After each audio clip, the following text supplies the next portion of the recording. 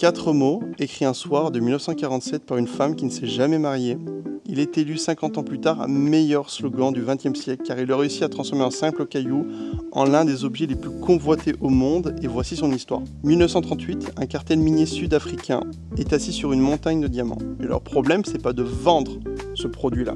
Le problème, c'est que le diamant, ça ne s'use pas, ça ne casse pas, ça ne périme jamais.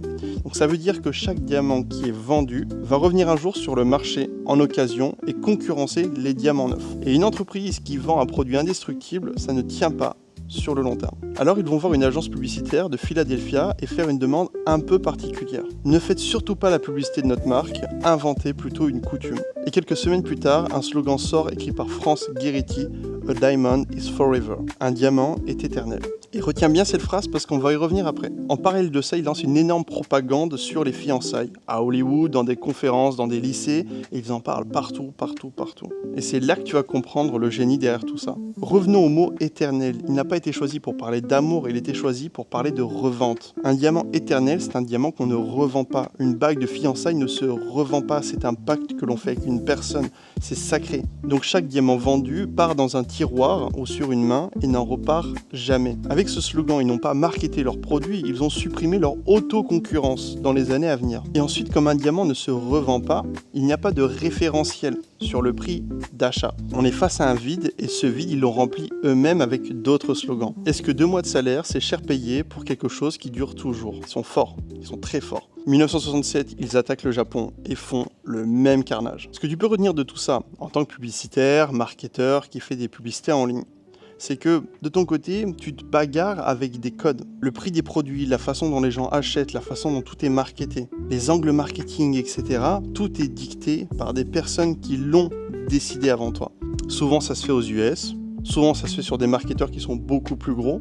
Et c'est eux qui tirent les ficelles un petit peu de tout ça. Et toi, globalement, tu rentres juste dans une stratégie mimétique. Donc, tu subis le marché. Mais au final, personne ne t'a dit de suivre ces règles, d'accord? Et tu pourrais faire comme cette marque, enfin comme ce cartel sud-africain qui vendait ces diamants. Ton produit est un diamant brut, cherche un axe différenciant pour le mettre en avant. Ce qui est génial dans le monde dans lequel on vit, surtout en 2026-2027, c'est qu'il n'y a plus de code. L'IA a complètement changé la façon de faire du marketing et a rebattu les cartes. Donc ce qui fonctionnait avant l'IA ne fonctionne plus après l'IA. Et c'est une très bonne chose. Et sur un marché qui est censé avoir des règles et des codes, tu peux complètement inverser une tendance et toi-même en fait te positionner. Tu peux attaquer par exemple un marché sur un prix. Si tu lances un SaaS dans un domaine A et que tu vois que tous les SaaS concurrents ont un prix spécifique, rien ne t'empêche de proposer quelque chose de complètement différent. Comme l'a fait Xavier Niel avec les forfaits free. Tout le monde te proposait des forfaits à 30-40 € pour envoyer 10 SMS et 10 secondes d'appel. Xavier, il a dit bon, maintenant on va arrêter les bêtises, ça sera 2 €. Comment ça 2 €? Non, c'est 2 € et c'est tout, tu fermes ta gueule. Il a explosé tout le marché de la téléphonie simplement en imposant lui-même ses propres règles. Et tout le monde a été obligé, du coup, de revoir ses tarifications. Tu peux jouer aussi sur des angles marketing, sur la façon de faire des publicités, la façon de créer, la façon de marketer ton produit.